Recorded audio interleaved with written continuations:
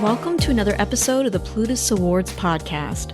Our community is filled with hundreds of stories from creators and entrepreneurs just like you. And through this show, we share these stories of challenges and successes, from bloggers to podcasters to writers, speakers, and more. Today's guest is Tarra Jackson, also known as Madame Money. She's the author of the best-selling books Financial Fornication and 4 Financial Languages, The Secrets to Communicating About Money. Tarra is also an animated international speaker and personal financial expert. We talk about how she pivoted from losing around 5 figures worth of speaking gigs during the height of the pandemic, how she played into her strengths to focus without totally giving into her emotions, both personally and professionally, as well as how she invested in herself to grow another aspect of her business. Let's dive right into my conversation with Tarra. So what would you say was the percentage you made from these speaking gigs? It was at least 60 to 70% for speaking, because if you think about, I could make anywhere between $2,500 to $10,000 per gig. So a few gigs can yield me a substantial amount of money in the year. But in 2019, 60 to 70% of the revenue from this business came from speaking engagements. So you mentioned that book sales were part of your income. So would you say that your main promotional efforts were through these speaking gigs, or what were some of the other ways you had marketed that book, both your books? I had marketed the books, on social media, email, mail and all that, email marketing. And I did a lot of things as far as to be found on social media. And of course, the name Financial Fornication is very sexy. So people are very interested in finding out what the heck is she talking about. And a lot of speaking engagements came because I was the author of. So the book gave me the credibility. I mean, I was the interim president and CEO of a credit union in Atlanta, Georgia. Nobody knows me for that, but they know me for being the author of Financial Fornication, 4 Financial Languages. And so that helped me get a lot of speaking engagements. But when I got there for the speaking engagement, and those people that did not know me, but was introduced to me at the speaking engagement, they wanted a piece of me to take with them. And I think that all speakers should have that. It's doing a disservice if you don't have something to give to the audience, whether it's a book, whether it's a program, whether it's coaching or whatever. But you should always give a piece of yourself to your new audience, because those speaking engagements yield me opportunities for other speaking engagements. But when I was at the speaking engagements, that's when I probably sold the most books, or that was a part of my negotiation with speaking engagements. If they couldn't afford my full speaking fee, I just helped them. I taught them how to pay me. I'm like, well, let me help you to pay me. Okay. So that the books became leverage. So they only had this amount of money to pay me out of this GL, general ledger. And I said, well, do you have money for gifts for the participants? Oh, yeah, because that's another general ledger, GL. So they have money in marketing or gifts or whatever. And so I leveraged selling the books. Okay, well, if you buy a minimum of 50 books, at $20 a book, that can help cover the speaking fee that you don't have the budget to pay. So having that collateral, having that book was a great marketing tool, but it was also great leverage to help people pay me. I know many people, I think, in business talk about a book being a business card of sorts. So in a way, you're using that as a business card, but you're also using it as an asset, really, to get you these gigs. So that's really great to know. So let's move to, lockdown, March 2020, the pivotal moment when many people, their business trajectory, income really changed. So walk me through that. What happened? How did you feel? All the things.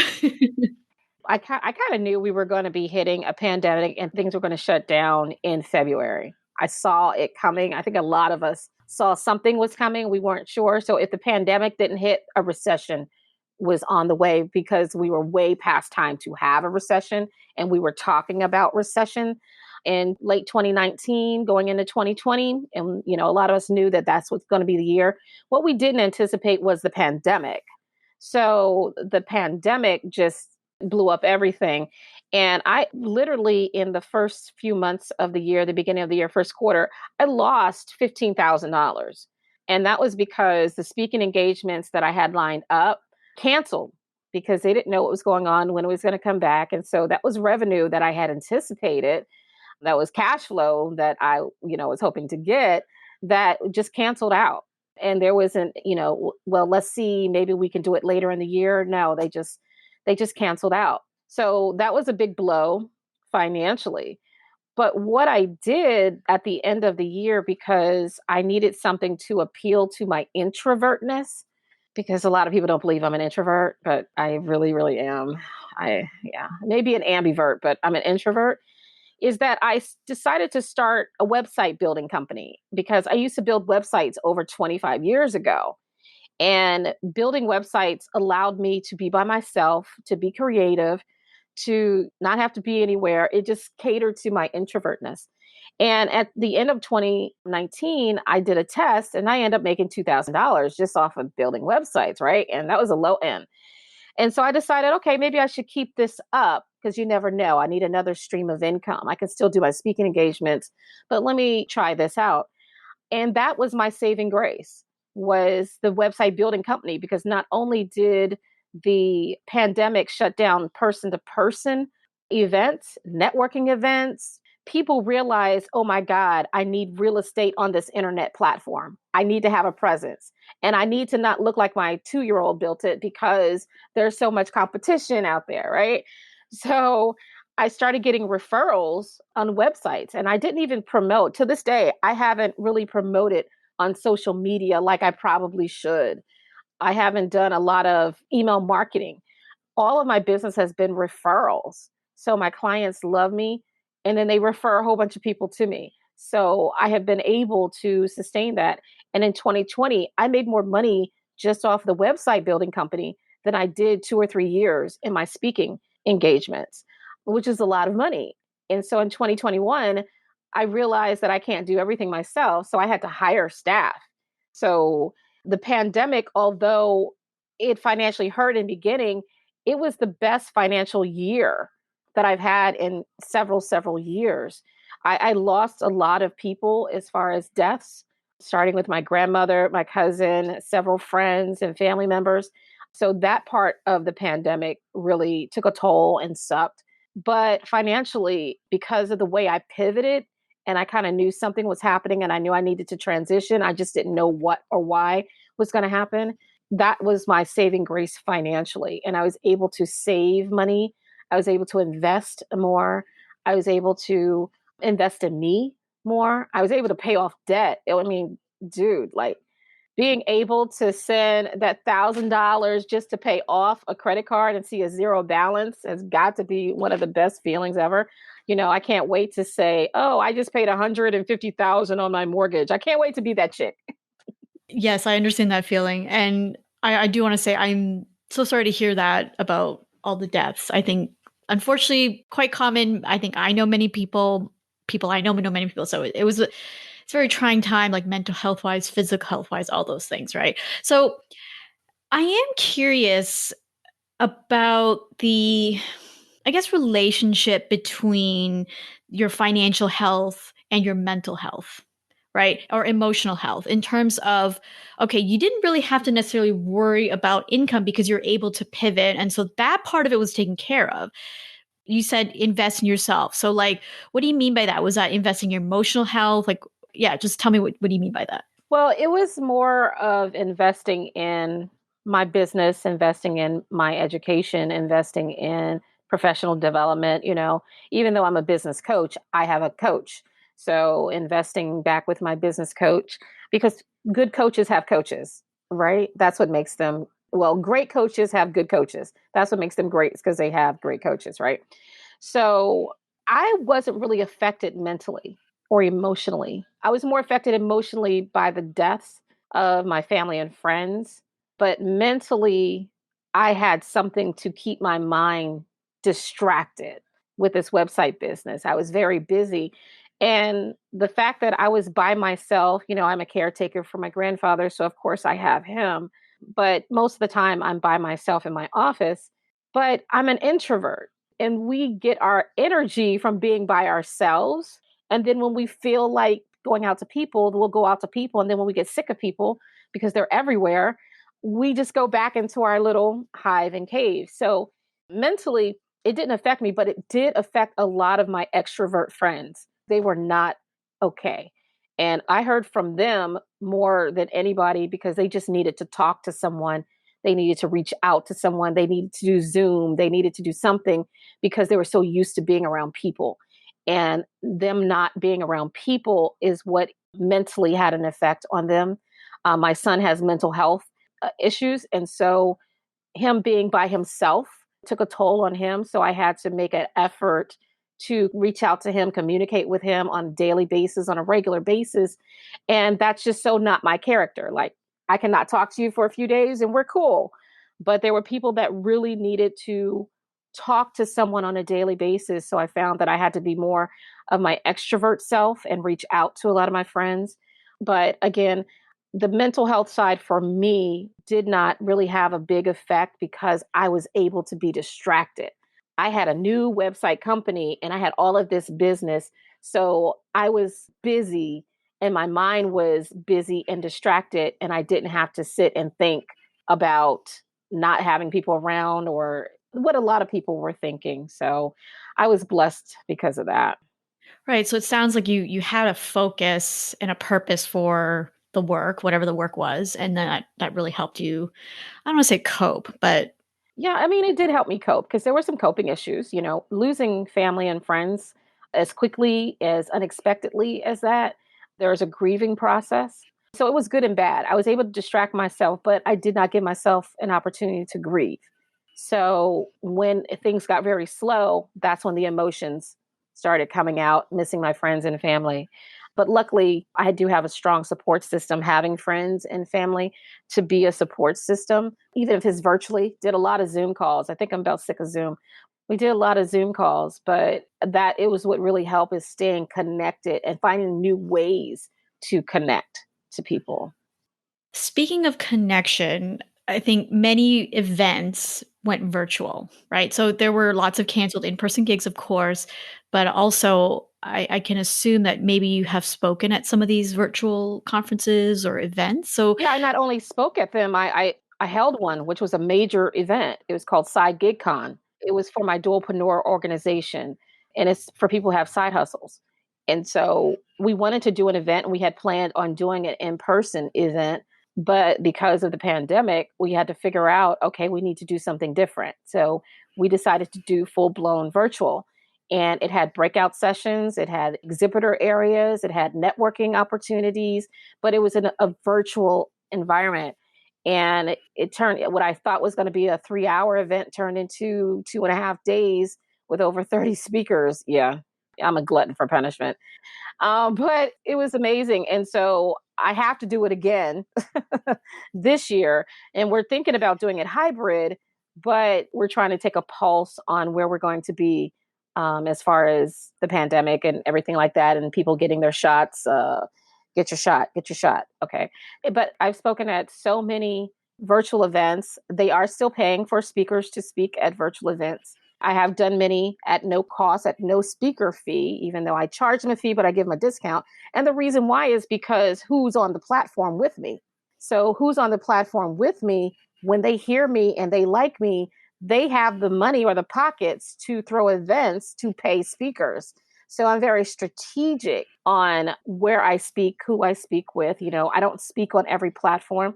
I've turned down a lot of speaking engagements, but there's some great opportunities that are out there for speakers. So talk to me about Side Gig Con, because it was originally supposed to be in person and then went virtual. So what were some of the challenges and then benefits, I guess you can say, from doing a virtual event? Okay, the benefit was I could be in my house and I didn't have to go anywhere and I didn't have to walk around and be around people. And as much as I love people, people are just everywhere. And then sometimes I get overwhelmed, right? So the great thing was, at least from the waist down, I could be in my my pajama pants. It was really awesome. The challenges were the same as if I had a in-person event, but the challenges were just different logistically, right? So instead of worrying about, okay, the facility, is the facility the right size? Does it have the right space? Or can we fit in the right amount of people, and the lighting and all of this? And where am I going to put my vendors? And where is everybody going to seat? Those are physical, logistical things. The technology logistical things were just as stressful. Everybody's internet connection. I can't control that. I can control my internet connection. How can my speakers get on the platform? I had to do a run of show. This is the time you need to be online before you speak to make sure there's no technical issues. I had to have a technical support for the people that were coming in and they couldn't get into the virtual event. So the challenges of running a conference, because I've run several and mostly all of them have been in person, the challenges were different, but it was still stressful at the same time, right?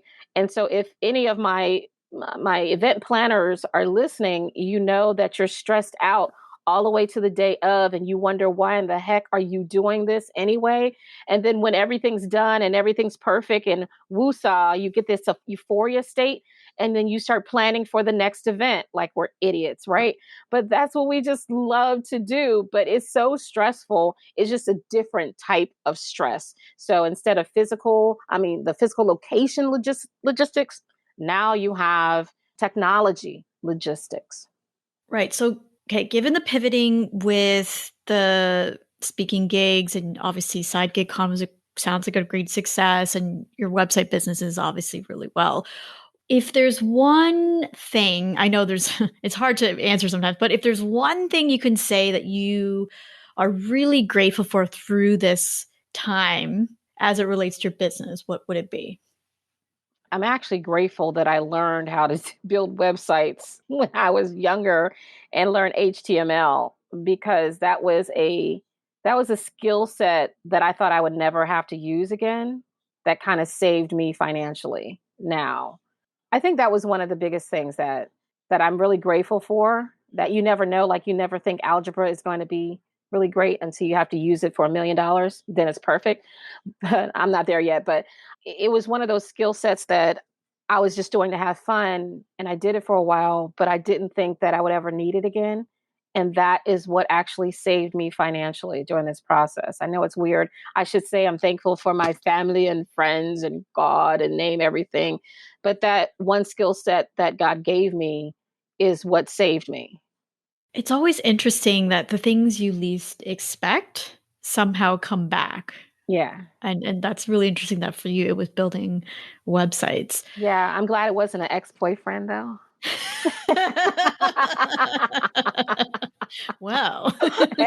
And another story. Okay. So going back to your speaking, I'm going to make the assumption that you want to build that back up again. And so as cliche as it sounds, I think this phrase is everywhere. As the world is opening up again, are there any intentions or plans in the work as how you're going to go about doing that? Yeah, I'm always open to go out. Now that I've gotten the vaccine, I feel more safe to travel, and I actually still do a lot of traveling. So, I'm looking at an opportunity to go to Africa to do a speaking engagement several months from now, but I am very open for that. So here's the thing. I planted the seeds with Madam Money and the speaking many years ago. And when I took my eyes off of it, that's when I started getting requests to speak, right? So it's like a plant, a seed, never grows while you're watching it.